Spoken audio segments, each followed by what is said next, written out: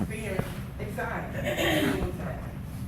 You worry about what's going on, worry about what might happen, worry about what could happen, worry about what's that's about to happen. But God does not want us to have anxiety. He does not want us to be worried. He does not want us to be stressed out. Because He is God. Yes, and He like my is. sister said, her son-in-law in the house asleep. And you know how you do sleep, especially if you work long like that, you're really knocked out. But God sent His angels.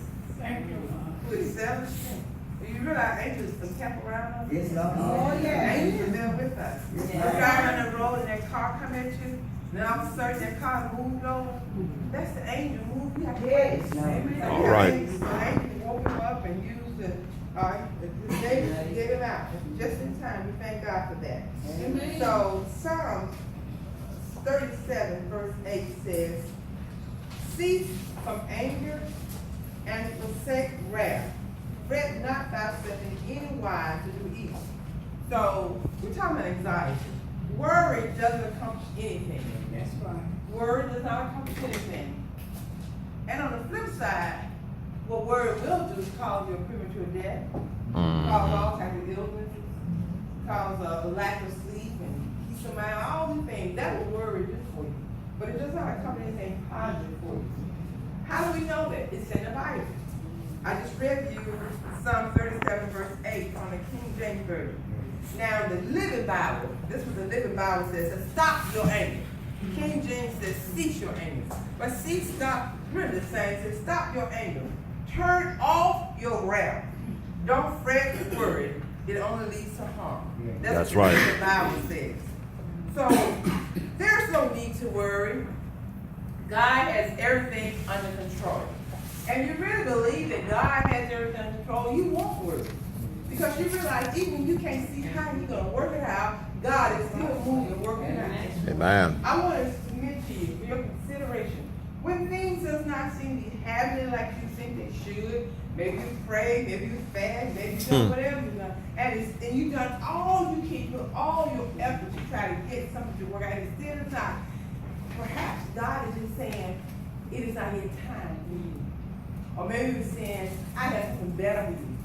Or perhaps He's saying that, you just need to wait because I am now putting you in position to grow. So that when that thing really comes to fruition, you're now mature and ready for it. That's right. But God does not want us to worry. That's the point I'm trying to make. He does not want to worry about anything. He has everything under control. Matthew chapter 6, verses 31 to 33 from the Living Bible says, so don't worry at all about having enough food and clothing. Why be like the heathen?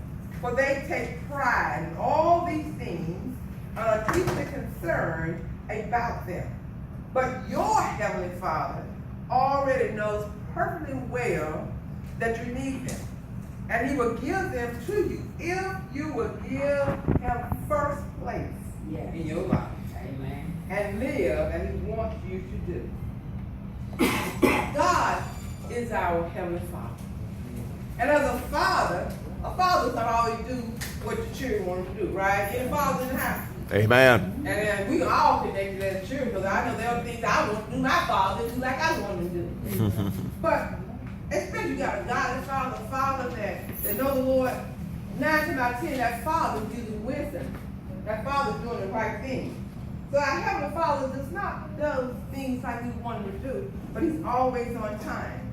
And He also wants our heart. He wants to be first in our heart. And so we make Him a priority. The word is seek ye first the kingdom of God is right, and all these other things added to you. So we're seeking God. We're making Him a priority. You know, when something is really important to you, you spend time thinking about it. That's right. You spend time planning how you're going to do it and trying to get everything lined up just perfectly so that you can be successful at that. That's like you try to take a test. You want to make sure you're ready. You study, and you study, and you rehearse. So you go in there, you understand it. You got to make a speech or bring the word of God. So you study the word. You sit down and set yourself aside so God can do a work. So what he's saying is we're not to worry about anything. God knows we need clothes, he knows we need food, he knows we need money, he knows we need a roof over our head, he knows we need healing in our body, he knows all these things.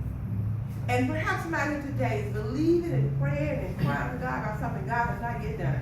I'm here to tell you, just wait on God. That's right. God That's will right. come through. Yes, he I'm will. living with it. There are people in my head now believing and trusting God for it. He has not yet done it, but we have no doubt that he's going to do it. He's going to do it. And when he does, it's going to be perfect. It's Yeah. going to be perfect in the way he does it. It's going to be perfect in the time he does it. It's going to be perfect in the manner which it's done, and it's perfect what he does. That's so right. We just got to wait on God and not That's worry. right. That's We got to not worry. Our Heavenly Father already knows perfectly well what we need. That's right. And as a father, not only know we need, he's willing to do what it takes to make That's sure his right. family's taken care That's of. right. I had a good earthly father. Whatever we needed, our earthly father worked to make sure that happened. Yes. And when you find a man going that extra to make sure his family's needs are being taken care of, that's a good father. That's right. But as good as my father was, he's nothing compared to my heavenly father. That's right. Now see, my heavenly father not only know what I need, but he has the power to give me what I need. My All right. earthly father knew a lot, and he did a lot, and he gave what he could, but there was limitations when I'm an earthly man. I don't care how good you are, and I got a good husband on it. But he's Amen. that's still living. And I try the best I can to do to make sure his needs that still fall short sometimes because I'm human. But our Heavenly Father never ever falls short. That's right. He's never too late. He's never too early. He's always on time. Now his time is not my time, and his time is not your time. That's right. There are things I know if you live long enough, you have to experience it. You may be wanting and waiting and asking God, but God does not do it. And then you begin to throw your head up, begin to start worrying, begin to try to figure out how you're going to do it. And then you say, okay, God, I'm through with it. That's when you begin to move and work things out. Right then and there. That's So right. he's an on-time God. We cannot remove worry until we replace it with something better. What is better than worry? Prayer. All right, my friend. All Prayer. right. Philippians 4, chapter 4, verses 6 and 7 from the Little Bible says, don't worry about anything. Instead, pray about everything. That's right. Tell God your needs and don't forget to thank Him for His answer. So that's faith there. You begin to talk to God about something, and then even before you does, you begin to thank Him. And while you walking down the street, while you driving down the road or whatever, you just thank God for what He's doing. Oh, and then when you yes. get to where you're going, it's You're right already about done. it. Oh, yes, you I are. walk most mornings. Oh, And a yes. lot of times I be out there thanking God, talking to God, Yeah. and get so good I can be walking behind Him. Yes. And then I realize, people probably think Yeah. I'm crazy. They probably used to me about now. But when God begins to talk to you, it's a good experience, a good feeling. And then we begin to see how God is moving and working. Oh, Thank God. yes. You can't help but give Him praise. You can't help but thank Him. Because some things that we ask God for, God give them to us because He said, okay, right then and there. But there's something you got to labor for. Something you got to press on. Something you got to fast and pray and Yeah. wait for. Yeah. And those are the ones when He comes through, oh, your heart is joyful. Because you've been working for it. You've been laboring for it. Yes. Thank you, Jesus. God does come through. Yeah. And we don't have to Yes, worry about He does. anything. So the word says, don't worry about anything. Instead, pray about everything. And as you pray and begin to thank Him for the answer He's going to give you. And if you do this, you experience God's peace, which is far more wonderful than the human mind can understand. His peace will keep your thoughts and your heart quiet at rest as you trust in Christ. In other words, you won't have this anxiety. You won't be stressing out. You won't be struggling in spirit. You won't be worried.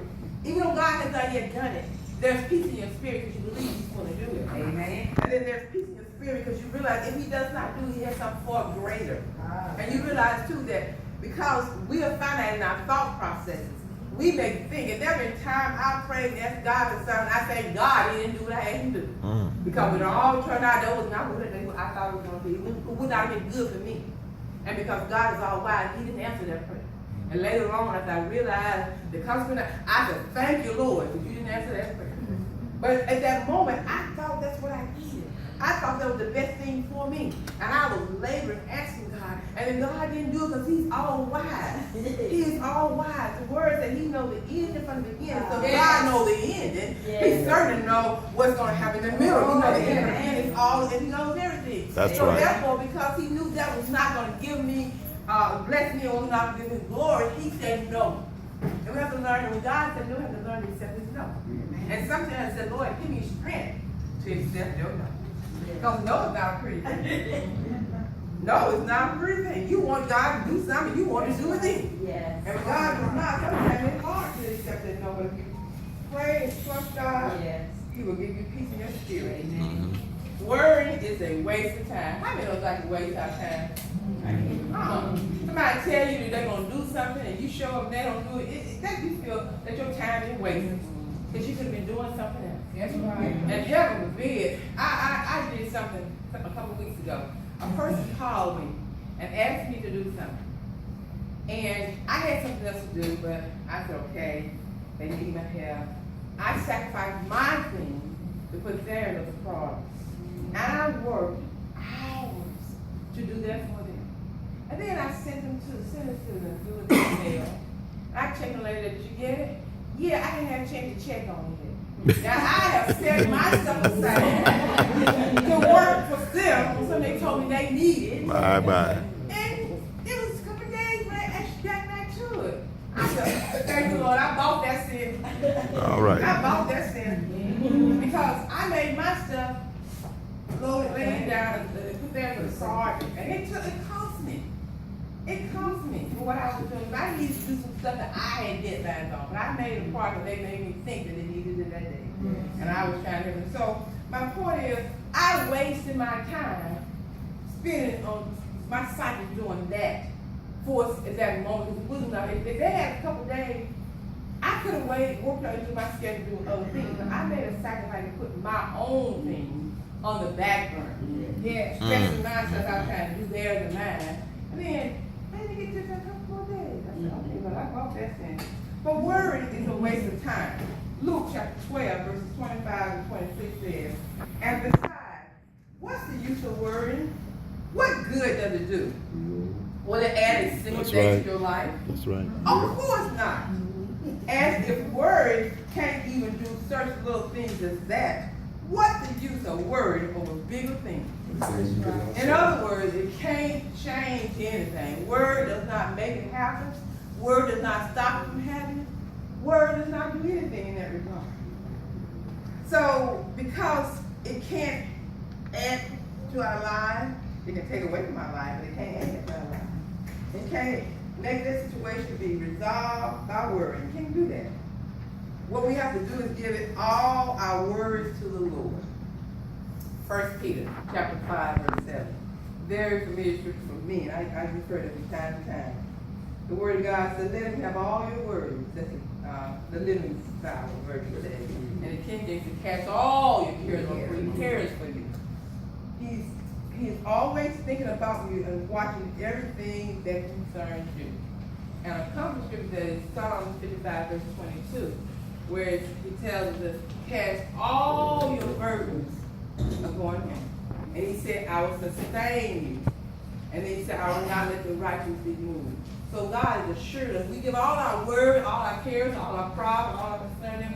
He would care for us. He would sustain us. He would take care of us. Yes, And he Lord. wants us Yes, to Lord. know that he's always thinking about us. And not only thinking about us, he has great concerns for us. Because he has concerns for us, he's able to fix that thing. He's able to do what we need to do. So if anybody here is struggling with anxiety, I want you to know, give it to God. Give it to God. And sometimes it's not so easy, but pray and say, God, give me strength to just leave it, give it to you.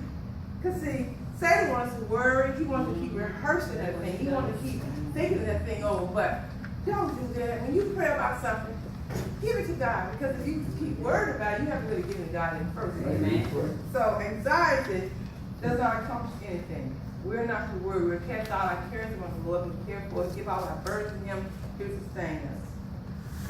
Father God, we thank you for this word to assure us that we don't have to worry. You know what we need, and you're capable of providing for us. You just want to give you first place in our heart. You want to give all our cares, our concerns, our anxieties, our fears, our apprehensions, give it all to you. Lord, you know we need money to pay bills. You know we need clothes. You know we need food. You know we need whatever we need. You know if there's someone seeking to harm us. You know these things. So we just ask you, Lord God, help us to give it all to you and to trust you in the fullness of time to work it out. And Lord, let us be faithful. When you give to us, let us give back to you with our tithes, our offering, our time, our sacrifice of love and praise. Let us give back to you what's due you.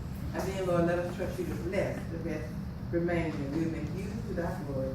And we thank you for everyone here. That's your blessings, Lord. We thank you in Jesus' name. Amen. Amen. Before we turn over to Sister Yvette,